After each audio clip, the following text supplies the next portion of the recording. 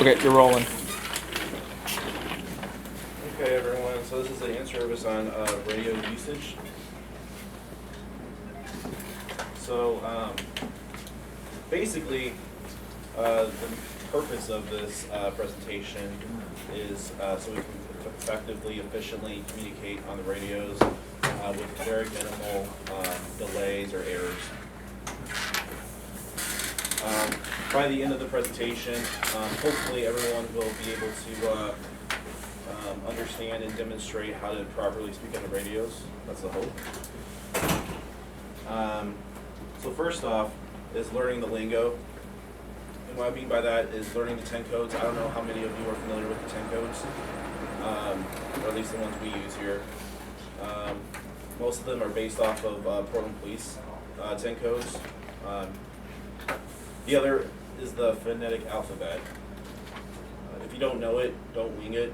Don't try and use it. It just gets more confusing if you don't know it, and if you start rambling off random stuff on the radio, it will confuse everybody. The purpose of 10 codes in the phonetic alphabet is to cut down on radio usage, and so basically everybody's on the same page. Okay, here's a list of the 10 codes. I have the ones that are most commonly used highlighted, and if you guys want, at the end of the presentation I can give anyone who wants a copy of the 10 codes. Then I also have the same for the phonetic alphabet. We use the law enforcement phonetic alphabet. We don't really use the NATO or the military phonetic alphabet, but if you guys want, you can use the military phonetic alphabet as well. It works. It's just phonetic alphabet is very makes it easier to understand because letters such as B and B can get mixed up on the radio. But if you instead of saying the letters such as that, if you say David or boy, we know which letter you're being to say. So using the radio, it's really important that you familiarize yourself with the radio. Obviously, I think everyone knows how to use the radio. This is the PTT button on the lapel mic. There's also another PTT button on the actual mobile itself.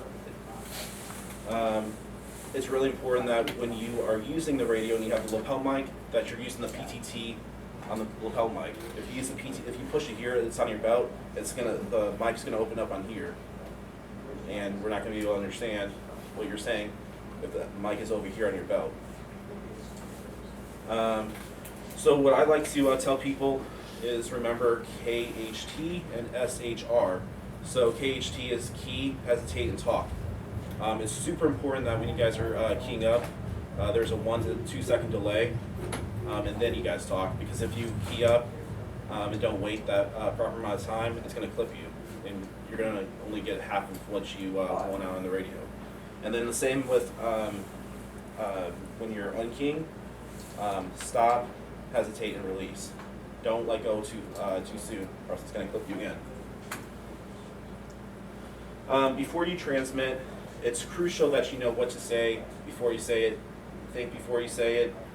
Don't key up and not know what you're going to say. It just takes up extra radio traffic, which is crucial that we have as much radio traffic as possible for officer safety reasons. Leave transmissions short and sweet, to the point.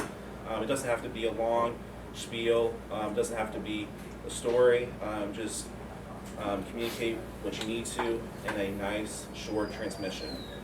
Transmissions should never be longer than 30 seconds. And if they are, it's important that you break in between. So if it's a 30-second transmission, which it really shouldn't be, after 30 seconds, say break, unkey, and key up again, and then continue your transmission. When keying up, it's important that the channel is cleared up. No one's in the middle of talking on the radio. It's super important. It's happened before when somebody's giving some important information on the radio, and somebody will just randomly key up, and it's a huge headache. And again, an officer safety issue.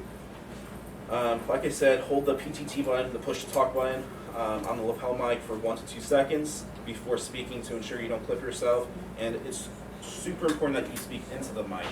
A lot of people hold the or have a lapel mic over their shoulder, like here or here or whatever. If you're going to do that, it's super important that you speak into it. Move your head where your mouth should be pointed toward the lapel mic. Some people don't like to do that, but it's crucial. It's necessary. Use normal, audible, clear voice. Don't yell. Don't whisper. Don't talk fast. Just talk calm. It's really simple. Yeah. And then when you are using the radio, just be respectful. Don't ramble off information. Don't, if you're trying to reach dispatch, don't say your number and then ramble off information. It's important, especially if you're trying to communicate with dispatch. Dispatch, in that case, it's me. I'm doing a million things at once. A lot of times I'm answering the phone. I'm dealing with cleaners. So when you just ramble off something, I'm not most likely going to catch the first half. So state your unit number, wait in line until I call for you. If you're 401, say 401, and then I'll acknowledge you, and then that means go ahead with your traffic. The only exception to that is if it's an emergency situation. Say you're about to I don't know, get into confrontation with someone, or somebody has a weapon, anything like that. That's the exception. I'll stop what I'm doing to accommodate you in that situation.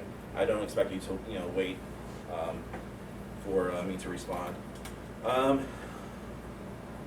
So in a high priority situation or incident, cleanup requests can wait. We're not worried about cleanup requests. That's like the last thing on my mind. That's the last thing I'm concerned about. So if it's really important to you guys, if the cleanup's taken care of, you can write it down and give it to me at a later point. Like one that I can think off the top of my head is we had a guy that was he had a warrant and officers had eyes on him, and somebody requested a cleanup in the middle of it. That again poses an officer safety issue because that unnecessary radio traffic is is preventing that officer in that situation from getting out on the radio. We don't want that. So like I said, it's super important that you guys are monitoring the radio, be aware of what's going on. Yeah. And then before you're transmitting, know where you're at. If I call your unit ID, say like your 401, say when I'm pretending I'm a dispatcher, I'll be like 401. I expect the officer to say 3rd and Davis, and then I'll go ahead and relay my traffic. So it's important that everyone knows where they're at. Again, officer safety. If you're going to go code 3, it's super important that you know where you're at so you can get that on the radio. Unfortunately, the emergency button, they're deactivated on these radios. So in normal police radios, the emergency button, you could hold that for like 30 seconds and it would free up the radio. You'd get like the preemption, but it's not available on these radios, so you have to hold down the mic and transmit your traffic. When requesting a cleanup, it's really important that you guys give the exact address or 100 block at least when giving intersections like 6 and Flanders. It makes it hard because the system that we have to keep track of all the calls for service, it doesn't really let us enter intersections. It's pretty specific as to the address or at least 100 block. And then in a garage, advise the level and corner you're at in the garage. Say you're at 3rd and Alder or 4th and Yamhill or 10th in Yamhill. If you're calling out with somebody, I want to know the corner and the level in case something happens. I want to know exactly where you're at.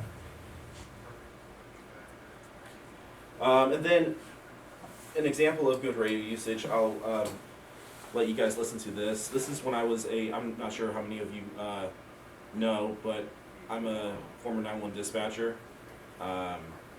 So I communicated a lot with police officers, firefighters, and 911 callers. So I'm going to play like a 2-minute audio clip of a pursuit that happened, and I was broadcasting it. You know, you guys can feel free to listen to me, but also listen to the officer's voice. It's a pretty high-stress situation, but he managed to get out all the radio traffic he needed in a calm, cool manner. So.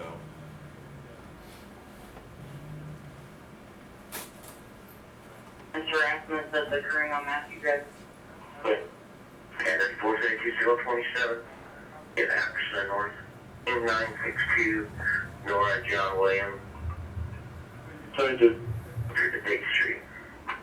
32 Keaton, I'm sorry. Taylor eastbound on Tate, Eastbound on Tate. Are you in pursuit? Wright County, southbound on Bell, for police, male. Clear, stop on Bell. Additional Howard County units, 3472, then pursuit, southbound on Bell, through Tate. Out westbound on North, southbound on Bell here. They found team 962, Nora John Williams. Louis southbound on Bell. Still northbound from Havens. Northbound Havens. Southbound Havens. And we're gonna go east on Jefferson. East on Jefferson for Monroe. On all units, two KPD officers in a pursuit of William Long. Going east on Taylor, East on Taylor from Shay. going Pritchard, Ohio. And we're southbound Delphus. Delphus from Taylor. East on Mulberry from Delphus. Blue stop sign here. To Ohio Street, Near Ohio Street. southbound County Met. Southbound County Med. The westbound Sycamore. Okay, so that's basically all of it. The reason why I show you guys that clip is because that was an example of a good broadcast on the officer side. Like I said, he was calm, cool, collected. He gave all the information I needed without yelling it. It was clear. I didn't really have to have him repeat. But I wasn't able to pull up other audio, but I've had it on the other hand where officers were just, spitting out information on the radio. I didn't hear their yelling because understandably in a high stress, situation, your voice changes. More often than not, you're not even aware of it. But it's a good thing to keep in mind, to try and remember when you are experiencing that, high stress situation, and you get the adrenaline dump. This harassment that's occurring on Matthew. Yeah, like I said, I didn't really have examples of bad radio usage to show, but yeah. Okay, other things to keep in mind. Watch out for hot mics. It's been happening more often. Again, that ties up radio traffic. It prevents an officer from getting out on the radio in the event they have to if it's an emergency. But it's also just, not only is it officer safety, but you don't want to say the wrong thing on a hot mic. It happens a lot. It happens to the best of us. But just be mindful if you're leaning against something that could be pressing into the PTT button, or if you have the lapel mic on your collar, make sure that it's not pressing against it. And then, like I said as well, when we're excited, our voice changes. It fluctuates. It can go very high, and we don't even know it often. But just please keep in mind how you come across on the radio, so that you get important information you need to out on the radio without us having to ask you to repeat. And then the other thing is when stating an address, what I do, and a lot of people have caught on, is I say the address 2 different times. So for example, if it's like 101 Northwest 2nd Avenue, I say 101 Northwest 2nd Avenue, 101 Northwest 2nd. I say it 2 different times because for whatever reason, the human brain, if they don't understand the first time, they'll understand it the second time in a different way. I don't know why, but I was taught that when I was beginning as a 911 dispatcher, and it worked for me, and it works for a lot of people. So I would invite you guys to try doing that. Yeah. And then that's basically it. If anyone has any questions. Do we still have access to Metro, the channel? That's a good question. I don't really know. I know the supervisor radios do, but yeah, I was I'm told. pretty sure this one does. I'm just wondering if we have access to use it for more long. Yeah. Yeah. Oh yeah. Yeah, I think some of the radios you have. I think most of them should. Yeah. But yeah, that's a really good idea. So if you're wanting to have a discussion, which I think most people, if you're wanting to have a discussion with another officer, you just call them. That's probably the best thing. But if you don't, switch to Metro. So we're not tying up the main net. We don't want to do that. Yeah. Any other questions? Okay. I think we're done.